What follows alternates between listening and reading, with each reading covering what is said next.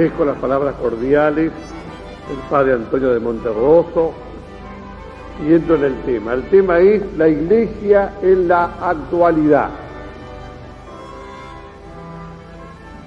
Evidentemente que este es un tema de gran significado en este momento de confusión dentro de la Iglesia. La confusión ya está en la dialéctica que se ha querido introducir en la Iglesia misma, entre Iglesia preconciliar e Iglesia posconciliar. La Iglesia posconciliar en la mente de los que así la llaman, la Iglesia preconciliar sería una cosa que no debió existir. La Iglesia estuvo equivocada hasta ahora.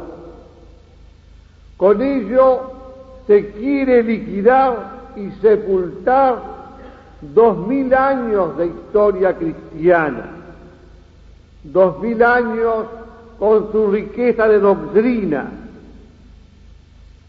los padres, los doctores, Cristo mismo. Se quiere liquidar la riqueza de la santidad de la Iglesia, santos mártires, confesores, vírgenes, casados, en todas las profesiones de la vida que la han santificado con las virtudes heroicas. Se quiere liquidar las obras de caridad y de misericordia que la Iglesia ha practicado en estos 2000 años, suscitando admirables formaciones de almas santas y caritativas. Se quiere sepultar la riqueza artística de la Iglesia en su liturgia, en el arte, en la arquitectura, en la pintura, en la música. Por esto, señores y señoras, hay que examinar el momento actual de la Iglesia, primero en los planes de los hombres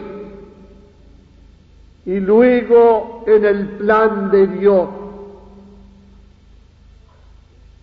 En el plan de Dios digo, porque Cristo nos exhortó a admirar los signos de los tiempos. Aprended de la parábola de la higuera. Cuando sus ramas están tiernos y brotan las hojas, conoceréis que el estío se acerca. Y hoy, cuando la confusión está invadiendo la Iglesia de modo siniestro y sombrío, algo raro de Dios está por acontecer. En primer lugar, señores y señoras, para comprender a la Iglesia actual es menester tener presente la parábola del grano de mostaza. Decía el mismo Cristo: es semejante el reino de los cielos a un grano de mostaza, que toma uno y lo siembra en su campo, y con ser la más pequeña de todas las semillas, cuando ha crecido, es la más grande de todas las hortalizas, y llega a hacerse un árbol, de suerte que las aves del cielo vienen a anidar en sus ramas. Esta es la Iglesia de Cristo. Fue una semilla pequeñísima plantada por Cristo. Pero de todas las instituciones humanas, es la más esbelta y gloriosa en el correr de los siglos. Es la esposa de Jesucristo. La Iglesia, en su vida, en el decurso de los siglos, va realizando aquella enseñanza del apóstol San Juan a las 7 iglesias del Apocalipsis, a la iglesia de Éfeso, a la iglesia de Esmirna, a la iglesia de Pérgamo, a la iglesia de Tiátira, a la iglesia de Sardis, a la iglesia de Filadelfia y a la iglesia de Laodicea. Primero es la iglesia de Éfeso, la iglesia que nace impetuosa, la iglesia apostólica. Éfeso significa eso, ímpetu. Ya el apóstol Pablo, en el año 57 de nuestra era, escribía a los romanos: ¿cómo? ¿No han oído la predicación de la palabra de Cristo? Y contesta: cierto que sí. Por toda la tierra se difundió su voz y hasta los confines de su pregón. Todo el mundo romano y el griego y el bárbaro se enteró de la persona de Cristo. Después de la iglesia de Éfeso viene la iglesia de los mártires. Los grandes campeones de la fe dan testimonio de Cristo. Es la iglesia de Esmirna. Esmirna quiere decir amargura. Con la amargura de sus sufrimientos testimonian que Cristo es Dios. Y el gran obispo San Ignacio, siendo llevado allá al final del siglo I en cadenas de Antioquía a Roma para ser entregado a las fieras, podía exclamar: «Oh bestias saludables que están preparadas para mí, ¿cuándo vendrán? ¿Cuándo serán lanzadas? ¿Cuándo les será concedido gozarse con mis carnes? Soy trigo de Cristo, seré molido por los dientes de las fieras para ser convertido en pan limpio». Y el esplendor de la iglesia de los mártires, que duró desde la pasión del Señor hasta el año 300 de nuestra era, fue grande y glorioso, no sólo por la sangre derramada, sino por la sangre derramada en honor de Jesucristo, Salvador de los hombres, primer mártir de la fe cristiana.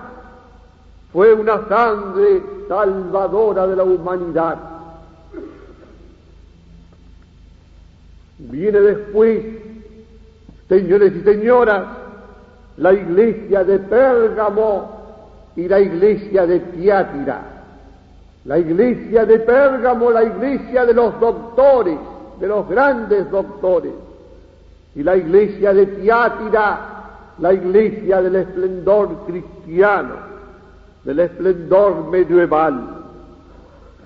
La iglesia de Constantino inaugura el reconocimiento público de la Iglesia de Cristo, y los dos grandes poderes de la tierra, el político y el religioso, se juntan en unidad armónica para la edificación de la ciudad cristiana.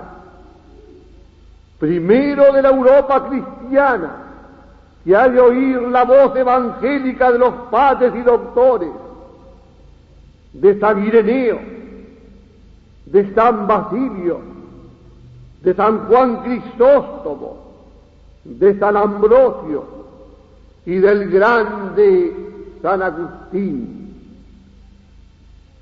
La Europa cristiana ya ha de vivir la grandeza de la ciudad cristiana, fundada sobre los dos poderes, la ciudad cristiana, y ha de culminar en el esplendor del siglo XIII, esplendor de política cristiana, de San Luis, rey de Francia, de los grandes pontífices, Gregorio VII, Inocencio III, ciudad cristiana, que ha de culminar en el esplendor de la filosofía cristiana de Santo Tomás de Aquino, ciudad cristiana, que ha de culminar en el arte cristiano del Beato Angélico, de la Catedral Gótica, ciudad cristiana cuyo elogio lo ha hecho el gran pontífice León XIII en la Immortale Dei, para que quede grabada firmemente, desafiando la estulticia de los progresistas que abominan de la cristiandad.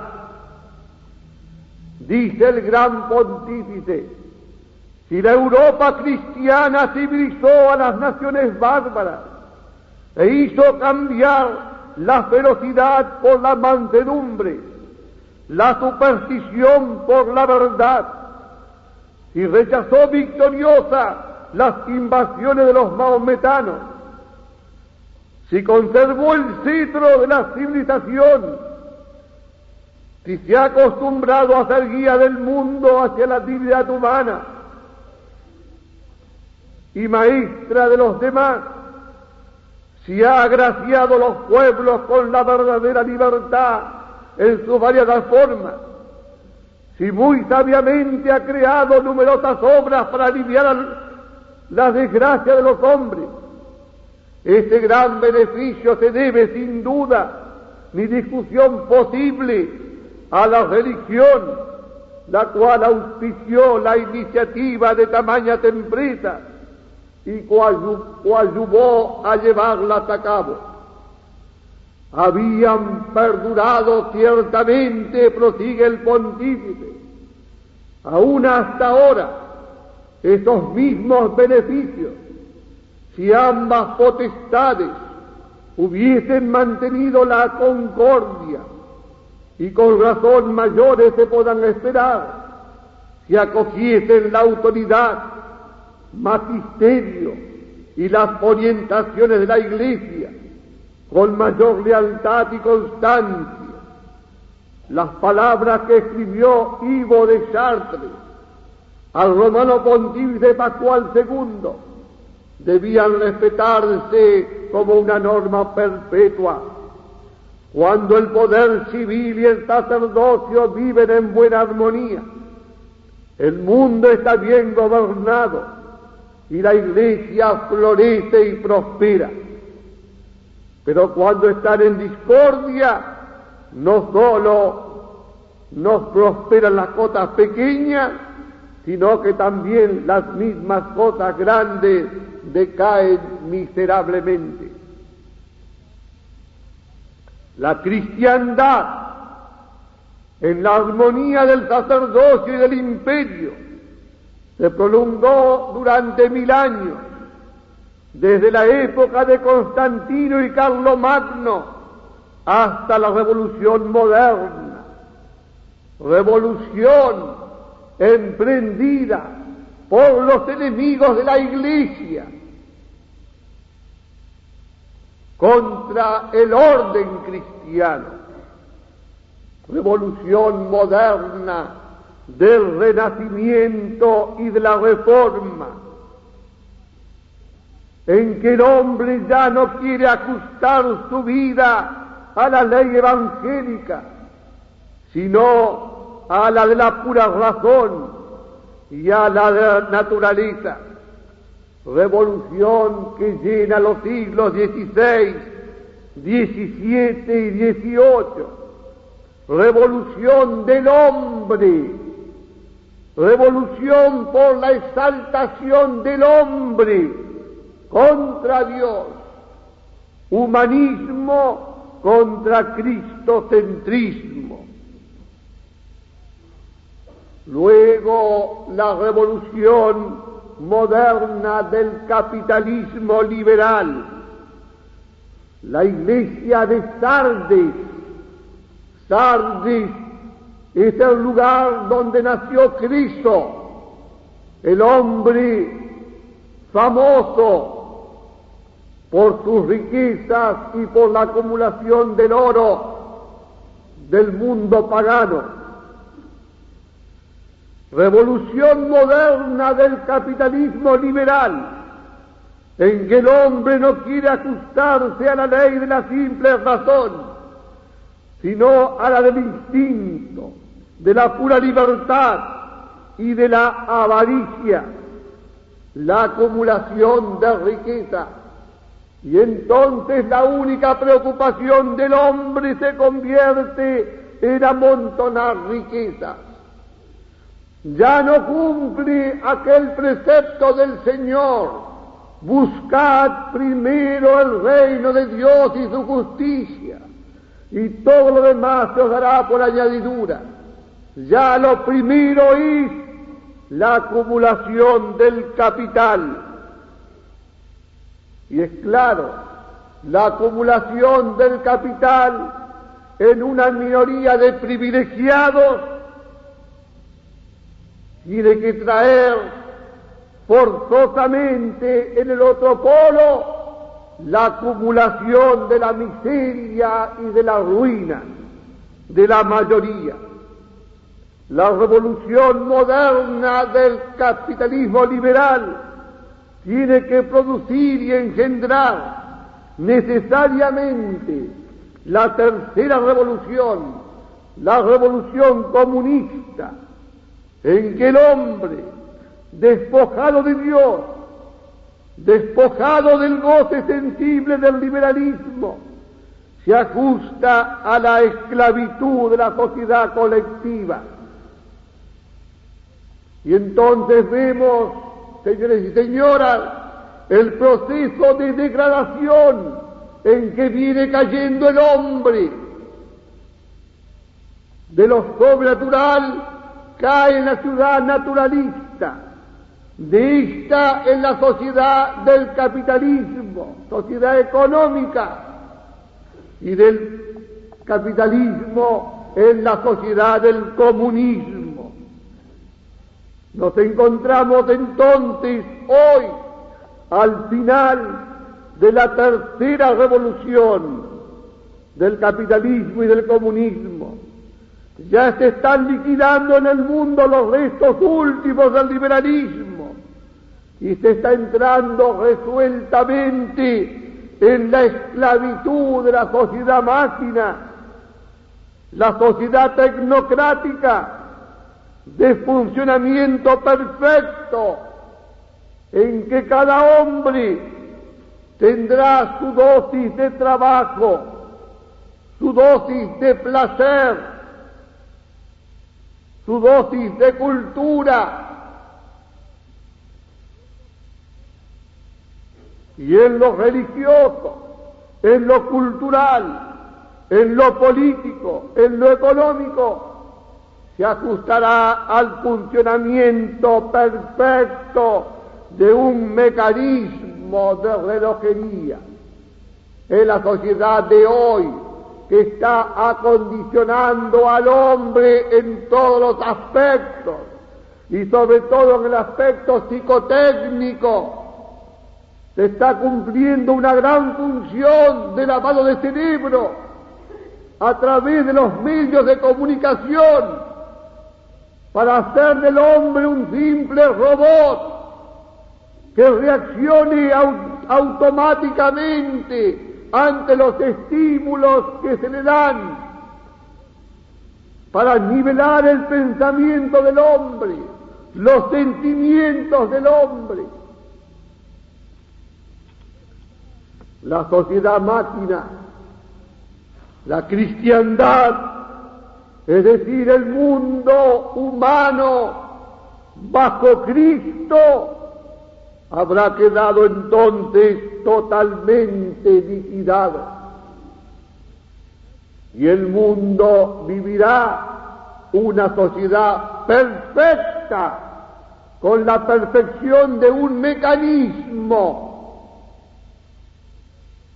Pero el hombre se habrá convertido en un robot. Seguirá llamándose libre, pero nunca habrá sido tan esclavo. Hasta aquí, señores y señoras, el desarrollo del mundo. Primero la Iglesia floreciendo, luego la Iglesia sometida. Pero ahora, en estos momentos, la lucha que los enemigos han llevado contra el mundo cristiano, contra la cristiandad, para crear la ciudad naturalista de los siglos XVI, XVII y XVIII, para crear la ciudad liberal del siglo XIX y la ciudad comunista del siglo XX, ahora ya llevan los golpes contra la Iglesia misma, desde dentro de la Iglesia. Este es el significado del actual progresismo, de la Iglesia progresista, de lo que está pasando con este fenómeno de la Iglesia progresista. Iglesia alentada por grandes teólogos, los teólogos publicitados, los Congar, los Wagner, los Schillebeeck, los Haskin, todos los teólogos que aparecen en los diarios publicitados por la propaganda.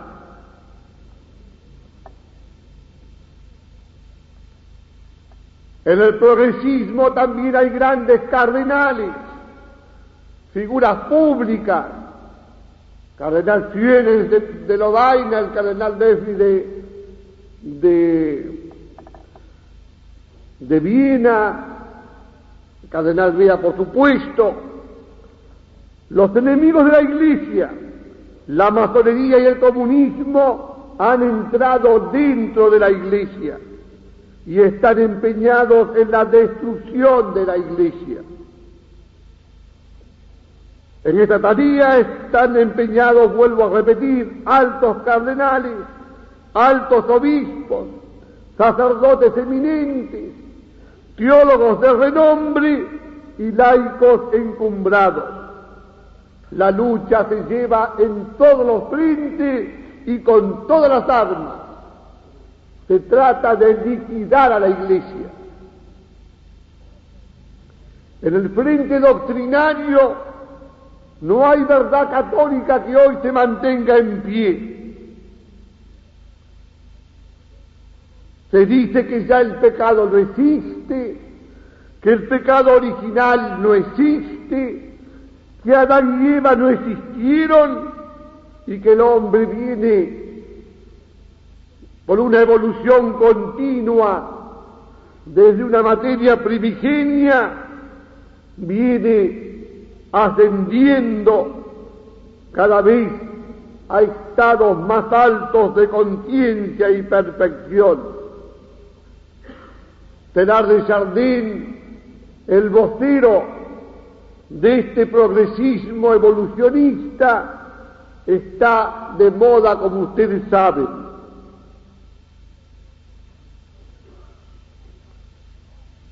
Se niega en consecuencia la enseñanza del apóstol Pablo. Por uno ha entrado el pecado y la muerte en el mundo. Por uno, Cristo, entra la gracia y la vida. Al atacar el pecado original, se atacan todos los dogmas católicos. Porque si el hombre no nace pecador y no viene pecador al mundo, ya no necesita salvación. Cristo está de más. No hay un redentor. Y estos teólogos cuestionan la persona de Cristo, cuestionan la encarnación, cuestionan la resurrección, con la famosa teoría de Bullmann de que todo es mito, los milagros son mitos, las figuras de la Escritura son mitos, las parábolas son mitos, la resurrección de Cristo es otro mito. Se cuestiona la persona adorable de Cristo, se cuestiona a la Virgen Madre, se la despoja de sus privilegios, de su virginidad, de su concepción inmaculada, de su gloriosa asunción. Y esto no algún teólogo aislado, sino muchos teólogos. Y esta enseñanza después se repite en los seminarios, en las casas de formación. Esta enseñanza la repite el catecismo holandés, el catecismo francés, que fue aprobado por 104 obispos contra uno.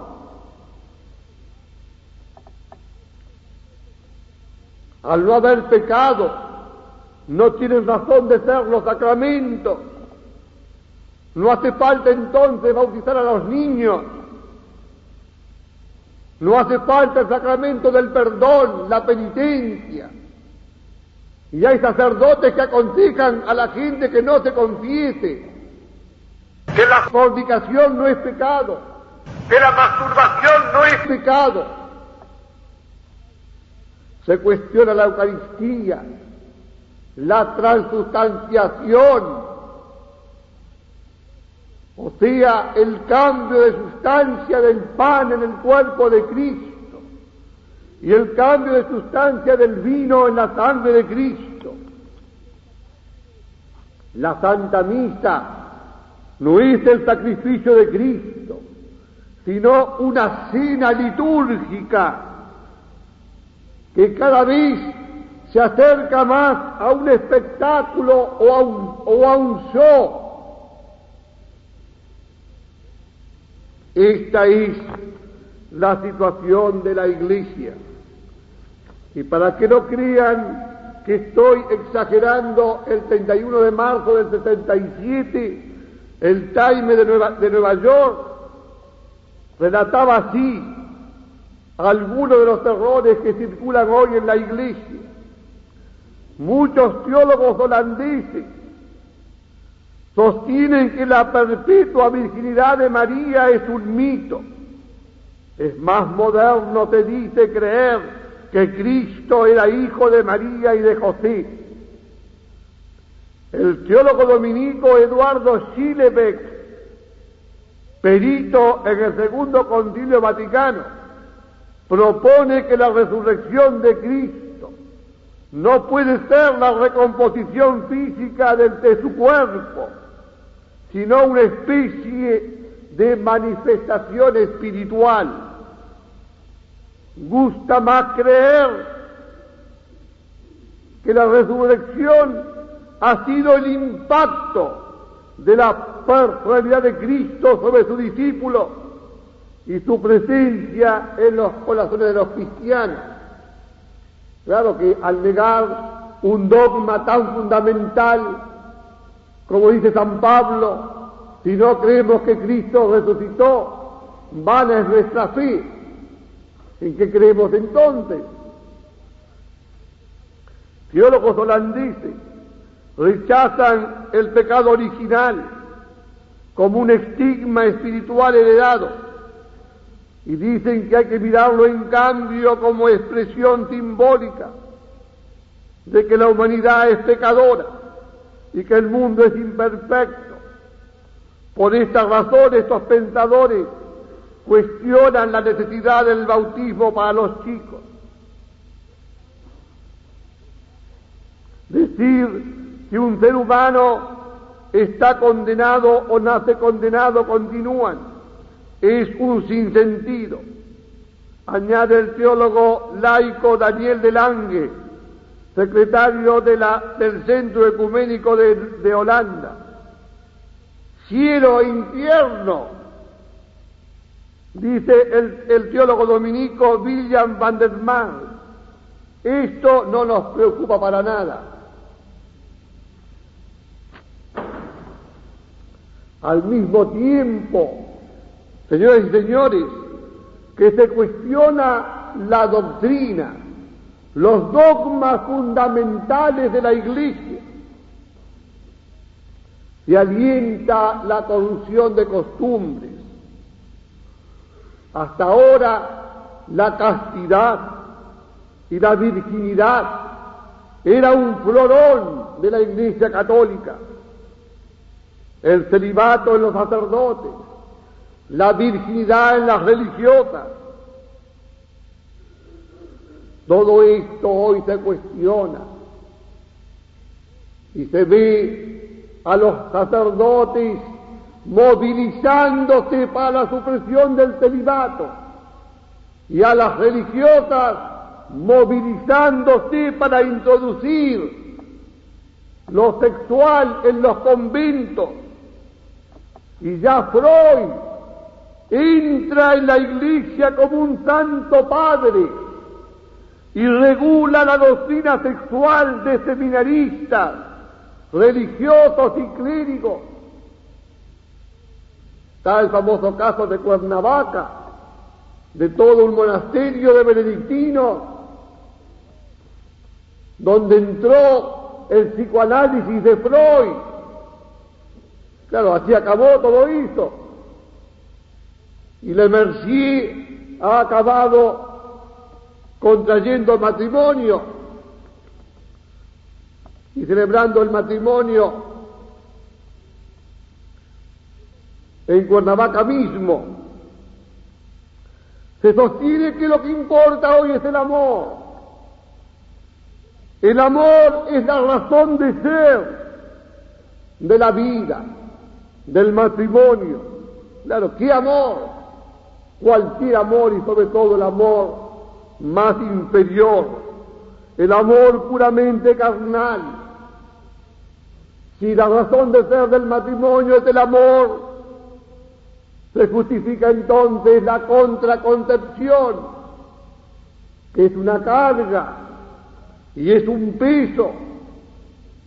Se justifica el divorcio, porque al cabo de cierto tiempo las parejas pueden cansarse de amarse. Se justifica el homosexualismo, porque hay hombres que no encuentran el amor en las mujeres sino en otros hombres, y hay mujeres que no encuentran el amor sino en otras mujeres. Y esto que parece una ocurrencia ha sido enseñado públicamente por un dominico, el padre Cowell, un teólogo que lo ha propagado en Lovaina a través de la radio y de la televisión, y que llega a decir esto textual que voy a leer ahora, tomado de la revista Il Borghese del 20 de abril del 67. Hoy es necesario una nueva actitud, aunque todavía no ha sido aceptada por la Iglesia. Creo que muchos teólogos y muchos fieles quisieran cumplir un paso más. Cierto, Esta nueva doctrina no ha estado oficialmente aprobada. Sus sostenedores quieren tentar y ayudar a los homosexuales, como a todos los seres humanos, en su tentativa de vivir bien, también los unos con los otros.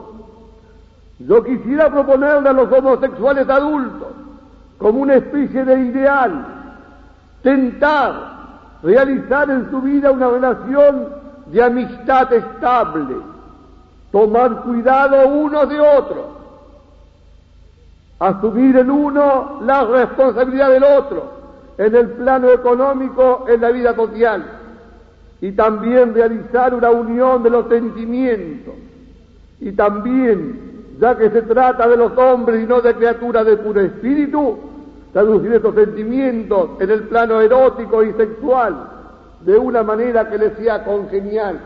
Y ustedes saben que ha habido un caso en Holanda de una celebración pública en la iglesia de dos homosexuales. La foto ha sido publicada por el diario Rivarol de París.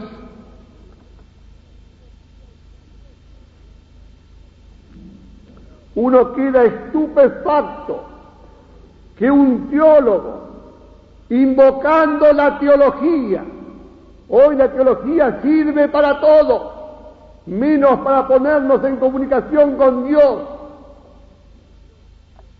pueda proferir estas aberraciones y proferirlas públicamente sin que nadie lo llame al orden.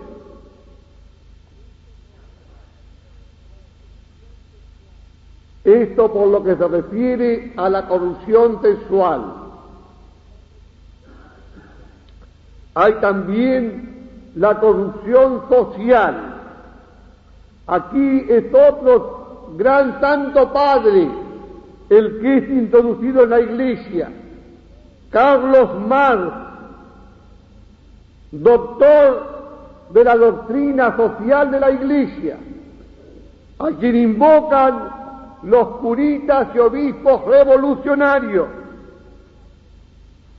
que tienen por portaestandarte a Camilo Torres, al Che Guevara, a Fidel Castro, a Mao Zedong, y esto ustedes lo pueden ver todos los días en los diarios. Movimientos revolucionarios de sacerdotes y obispos en Brasil, Uruguay, Chile, en ciudades argentinas, en toda Latinoamérica. Hay incluso obispos famosos, el de Cámara, famoso aquí también hubo uno, mejor no nombrarlo. El caso más espeluznante de todos estos es el caso de un dominico francés, el padre Cardonnel de Montpellier, que llega a afirmar que hoy no existen cosas de la fe, ni existen cosas de Dios. Lo importante es que la Iglesia se entregue a la masa, se funda en la masa y trabaje para la liberación de las masas. Dios no es otra cosa que dice así, que la divinización de las fuerzas oscuras que actúan en la humanidad. Dios está en las masas obreras que luchan por su liberación. Ahí está Dios y ahí está Cristo. Y el sacerdote debe convertirse entonces en un revolucionario. Yo pregunto, ¿a dónde va esta iglesia que altera los dogmas católicos, que exhorta a la práctica del amor libre?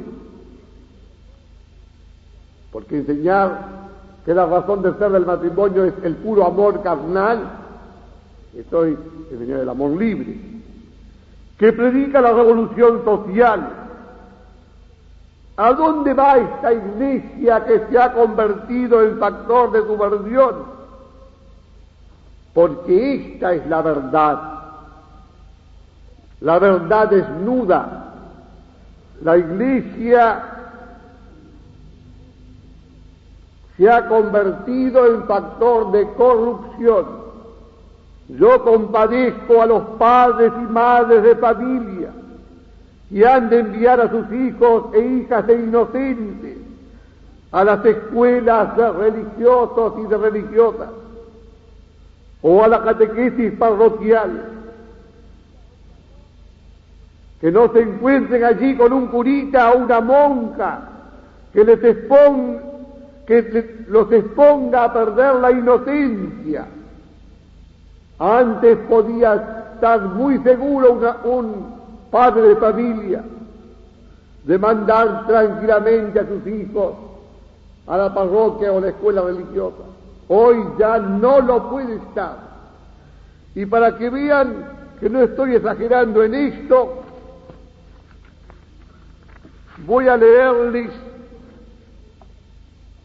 un escrito sobre algunas actuaciones públicas del excelentísimo cardenal Raúl Silva Enrique y de la Orden de San Ignacio que dañan gravemente a la Iglesia, compilada por Salvador Valdés Morandé, Navidad del año 67, Santiago de Chile.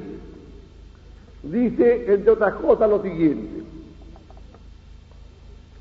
tenemos en las manos la revista Vea del 28 de julio del 66, que a planas enteras, con fotos, trata del asunto candente. Su título es un sensacional sistema de educación sexual por partida doble está practicando el elegante colegio jesuita de San Ignacio, una especie de colegio de Salvador de aquí, entre los alumnos de preparatorias y sus padres, para abrirle los ojos a los niños. Y continúa: la madre Georgita, jefa de la 7ª preparatoria de San Ignacio arriba, intentaba explicar la reproducción humana entre los niños de 11 a 13 años. El padre rector, padre Santiago Marshall, el prefecto Francisco Arrau, la directora de preparatorias no de humanidades, más los padres Contardo e Ibacache, formaron el equipo de Sotana, más el psicólogo del colegio Jaime Moya, y viene una larga relación cruda de lo que tales personas enseñan a niños pequeños y a sus padres, pues también estos expertos en sexología creen saber más que los propios progenitores de los niños. En el Colegio San Jorge, en preparatoria, les han dado recientemente de tema a tratar el 9º mandamiento. Uno de los niños, más despierto, pintó, pues ha de ser con dibujo la enseñanza sexual, una pareja en la cama y un tercero mirándola por la ventana. Así les enseñan que no deben desear la mujer del prójimo. Por cierto que la prostitución es tema favorito en las enseñanzas de los colegios congregacionistas de la capital. Las religiosas de colegios en Yandar han debatido en foros de padres, madres, monjas y educandas que es preferible ejercer las relaciones sexuales antes o después del matrimonio. Y otros temas semejantes o peores trajeron las reacciones naturales de los progenitores, más los comentarios que solo ignoran los componentes de la jerarquía católica.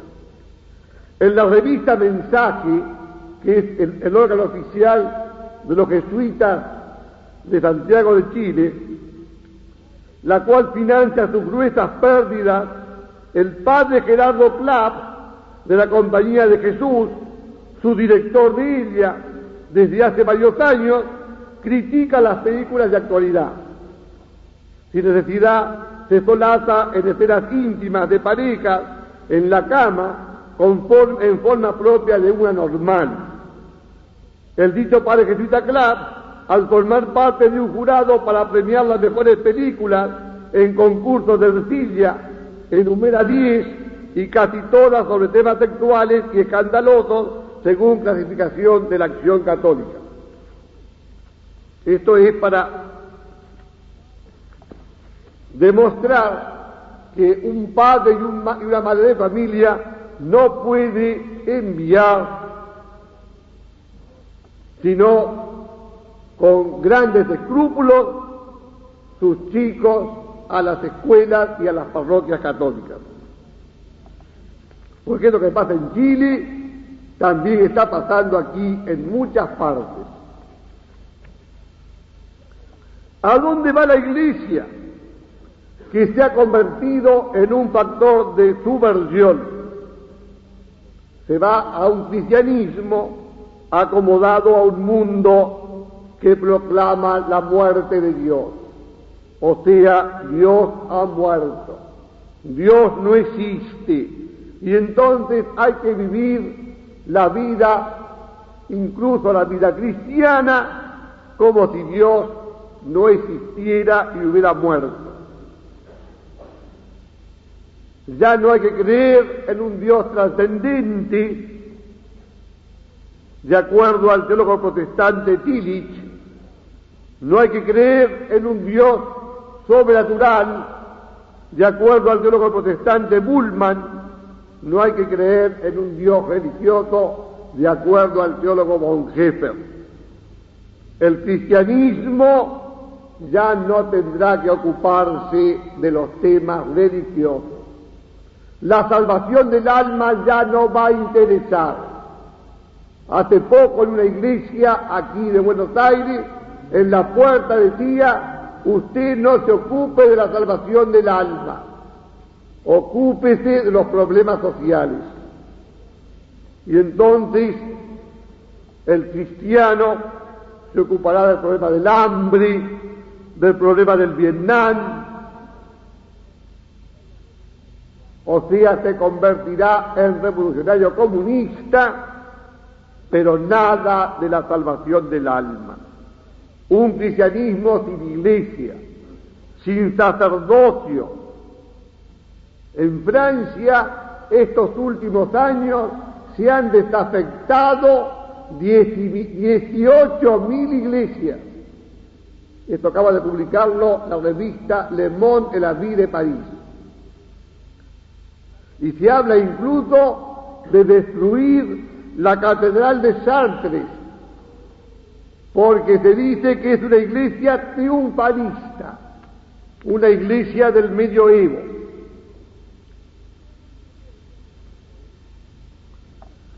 Todo este progresismo en la doctrina, en lo sexual, en lo social, todo este progresismo está potenciado por todos los medios de comunicación mundial. Lo vemos en el orden local: la revista Panorama, Primera Plana, Confirmado, Extra, Análisis, Selecciones, etcétera, etcétera, no hacen sino potenciar al progresismo. Las mesas redondas de la televisión, de la radio, las organizaciones católicas, todo el aparato psicotécnico, todo está dando cuerda a esta iglesia progresista, a estos curitas que quieren hoy hacernos olvidar 2000 años de iglesia y meternos en la iglesia postconciliar.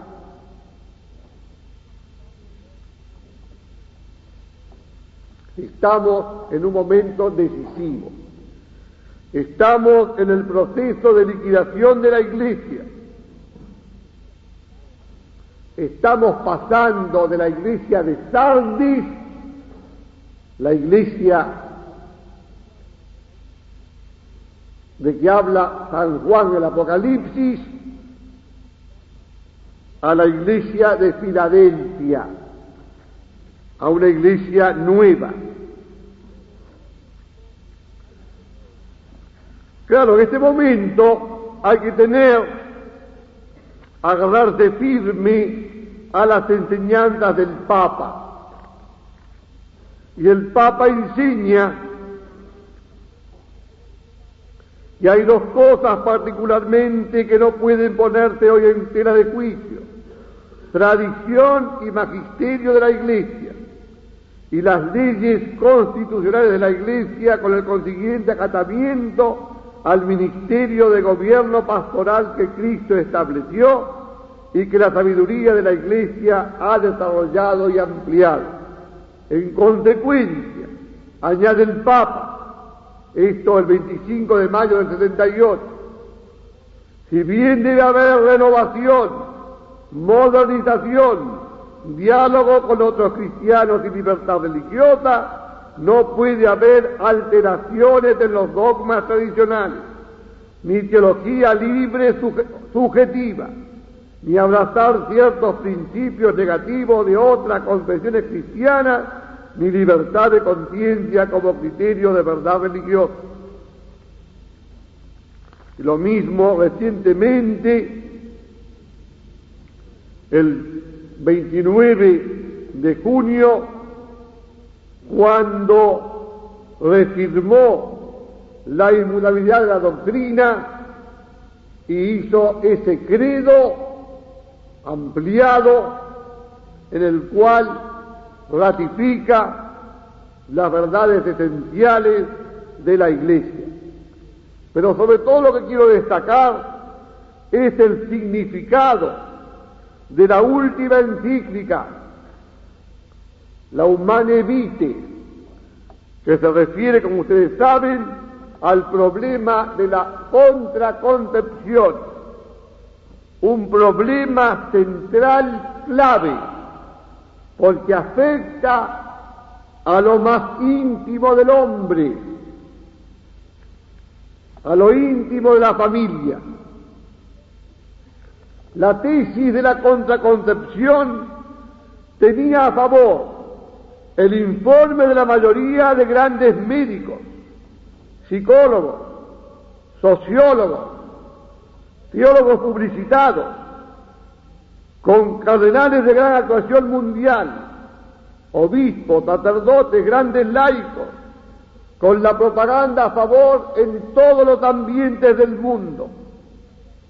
Humanamente había que dar por triunfante la tesis de la contraconcepción, o sea que hoy es legítimo usar anticonceptivos para impedir la concepción, o sea, el fruto normal del matrimonio que son los hijos. Con ella el derecho natural iba a caer como una antigualla de conciencia timorata. Iba a caer igualmente la inmutabilidad de la Iglesia docente. Y ya se imponía el cambio de la Iglesia posconciliar, cambio en moral, cambio en doctrina. La Iglesia evolutiva de Teilhard de Chardin había triunfado. Con la contraconcepción triunfaban también las fuerzas mundiales que tenían aprisionadas al Papa y a la Iglesia, o no aprisionadas, sino que intentaban aprisionarlo. Ya el Papa no era el Papa o no sería el Papa de Jesucristo, sino el de las fuerzas masónicas y comunistas que se habían adueñado de la Iglesia y que directamente desde Roma iban a dictar el dogma y la moral al mundo nuevo. Esto es lo que humanamente se podía esperar con la enseñanza del Papa sobre este tema. Pero he aquí que Dios asiste a la Iglesia con una protección especial. Y Paulo VI, vicario de Cristo, superando la debilidad de la carne y de su carácter pendular, se siente asistido por el Espíritu Santo y proclama con valentía que la contraconcepción se opone al derecho natural.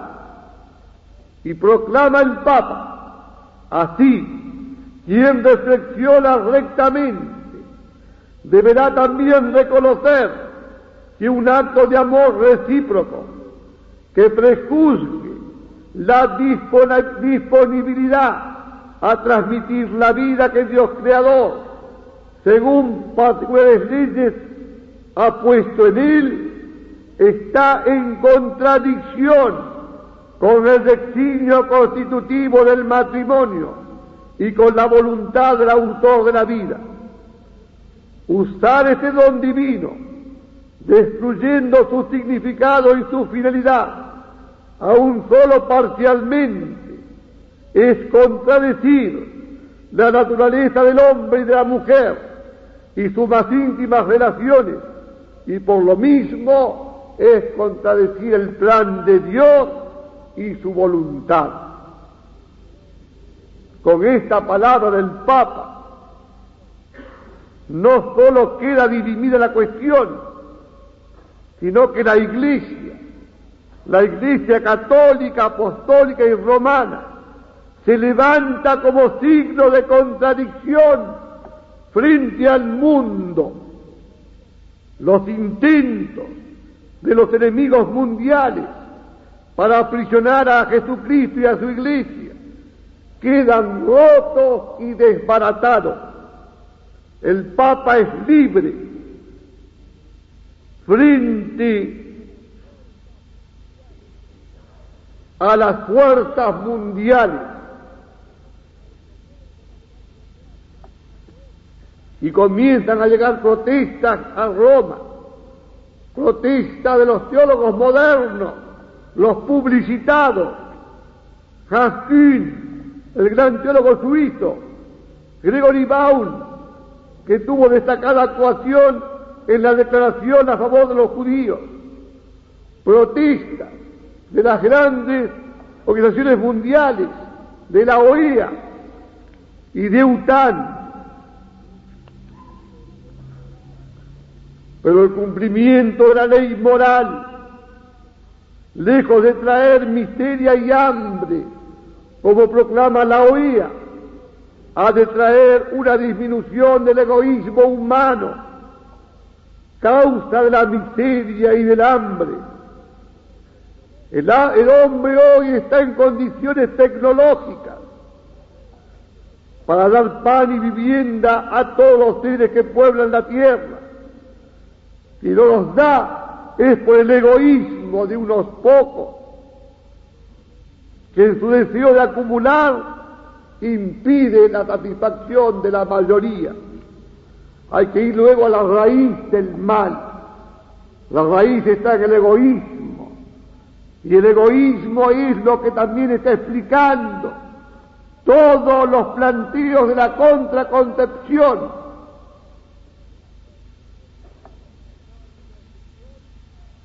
Estamos pasando, señores, de la iglesia de Sardes, la iglesia de Cristo, la iglesia de la acumulación de riquezas, acumulación del mundo capitalista, acumulación del mundo comunista. Estamos pasando a la iglesia de Filadelfia. Estos años y estos meses que vienen van a pasar cosas grandes en el mundo. Vamos al esplendor de la iglesia. El esplendor es anunciado por los mensajes marianos desde 1830, cuando la Virgen aparece en la medalla milagrosa a Labouré, luego en La Salette, luego en Lourdes, luego en Polmen, luego en Fátima. La Virgen anuncia siempre lo mismo: rezad, haced sacrificios. Los grandes videntes del momento, sobre todo el gran vidente y milagroso Padre Pío,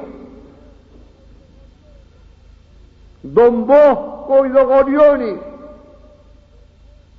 San Griñón de Montfort, anuncian que viene una época grande para la Iglesia. Griñón de Montfort nos habla de santos grandes que van a dejar atrás a los santos que hemos conocido. Los van a dejar atrás como los cedros del Líbano dejan a los árboles más pequeños. O sea, vendrá un momento de intensidad espiritual muy grande en el mundo, donde florecerá la santidad, la castidad, la virginidad y las grandes virtudes y el heroísmo del cual ha dado muestra la Iglesia en todos los tiempos. Hoy la Iglesia está reducida al silencio. Hablo de la Iglesia verdadera, la Iglesia tradicional, de todos los concilios, del Concilio de Nicea hasta el Concilio Vaticano II. La Iglesia tradicional está en silencio, no puede hablar, porque la publicidad la tiene ahogada. Algo grande está pasando, porque recién el Espíritu Santo le ha dado fuerzas al Santo Padre para que desafíe la publicidad mundial y hable claro, exponiendo la doctrina de siempre de la Iglesia Católica. Para acabar, señores y señoras, voy a leer unas palabras de Don Gorioni, el santo de la caridad, todavía no santo oficialmente, pero un alma santísima. Dice Don Gorioni en uno de sus escritos: no seamos de esos catastróficos que creen que el mundo va a terminar mañana.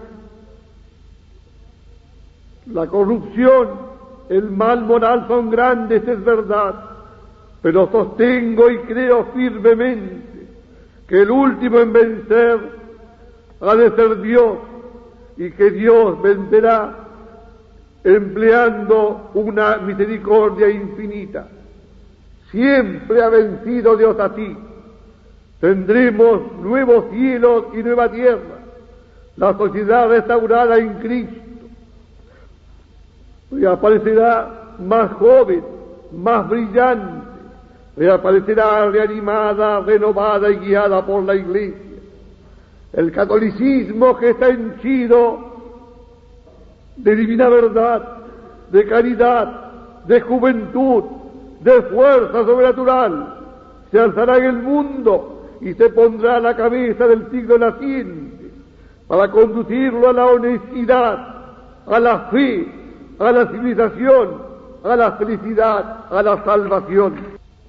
Una gran época está por llegar. Esto por la misericordia de Jesucristo, Señor nuestro, y por la celestial y maternal intercesión de María Santísima. Veo alzarse un monumento grandioso, no fundado sobre harina, una columna luminosa de caridad revelada sobre la Iglesia, sobre la piedra única, eterna, indestructible, Petra Auten erat Cristo. A esta era, a este grandioso y jamás visto triunfo de la Iglesia de Cristo, nosotros, a pesar de mínimos, debemos aportar la contribución de nuestra entera vida.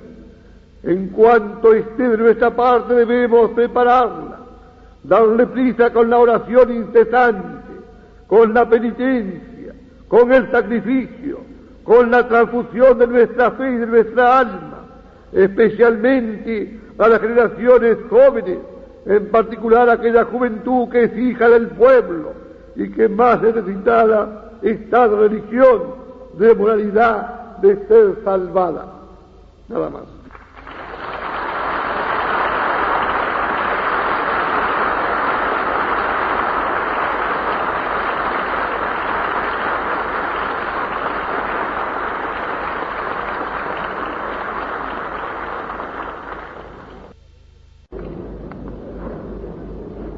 En el nombre del Padre, y del Hijo, y del Espíritu Santo. Amén.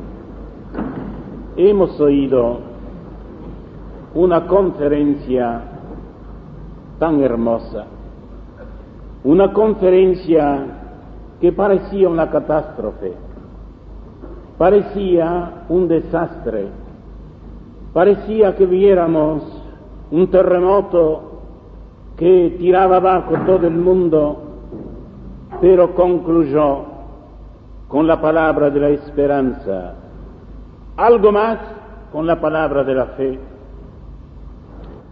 Un día los apóstoles iban navegando en el pequeño mar de Galilea y había una borrasca tremenda, la navecilla amenazaba de hundirse, las olas daban cachetadas tremendas contra la lancha, y Jesús dormía. Se le acercan los apóstoles, lo sacuden: Maestro, perecemos. Y Jesús se pone de pie en la popa de la nave y exclama: hombres de poca fe, ¿por qué dudasteis?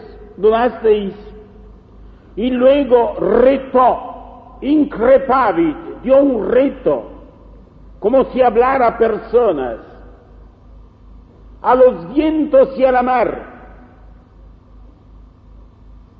y les mandó de ponerse en calma. Enseguida, fatta esse tranquilitas magna, se hizo una bonanza grande. ¿Quién es este?, decían los hombres. Se ve que eran los peones de la nave, los remeros, por ejemplo. ¿Quién es este al cual obedecen las olas y los vientos? ¿Quién es este? Es aquel que dice: yo soy el eterno presente. No dice: yo era, yo seré, yo soy el ente. Yo soy el eterno, delante del cual todo pasa. Exceptuado Dios, todo tuviera un principio. Solo Él es eterno. Él es excelente. La Iglesia, hemos oído, yo oí cosas nuevas esta tarde, y cosas terribles. Pero, hombres de poca fe, ¿por qué dudasteis? No hay que dudar nada.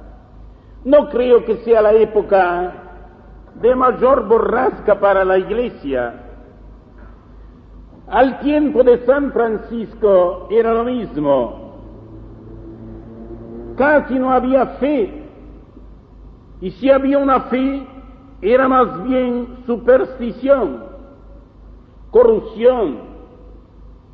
Había el maniqueísmo, que era adorar a dos dioses, Dios y demonio. Y habían otros errores. El Señor pensaba en esto. La Iglesia estaba para caerse. El Papa Inocencio III tuvo un sueño terrible. Vio que la Iglesia de Letrán estaba para caerse, derrumbarse. Quería poner reparo, no podía.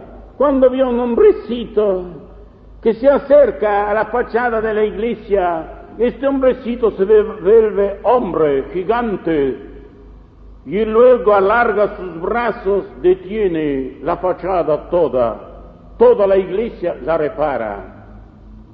Era Francisco. Y la iglesia, que es tan medida en las alabanzas, dice: Ecclesiam Christi reparas, labentens dorsos sustines.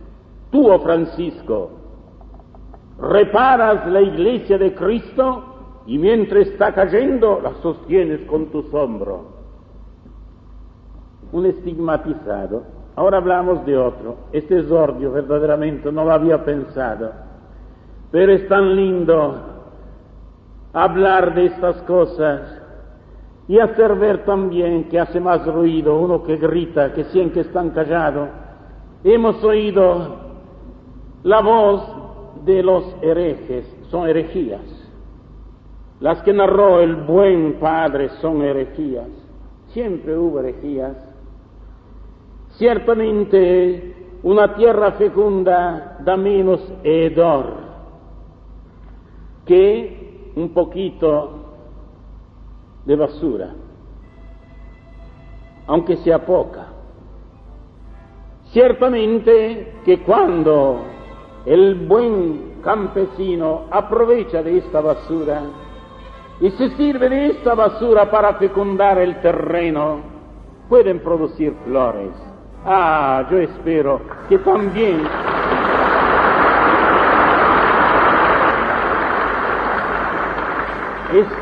también estos nuestros hermanos que han deviado vuelvan.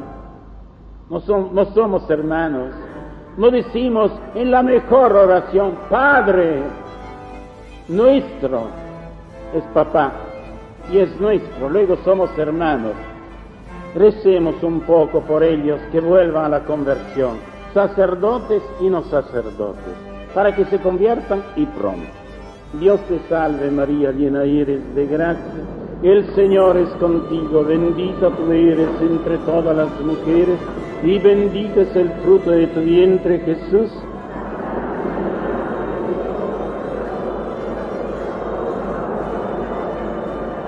Ave María Purísima.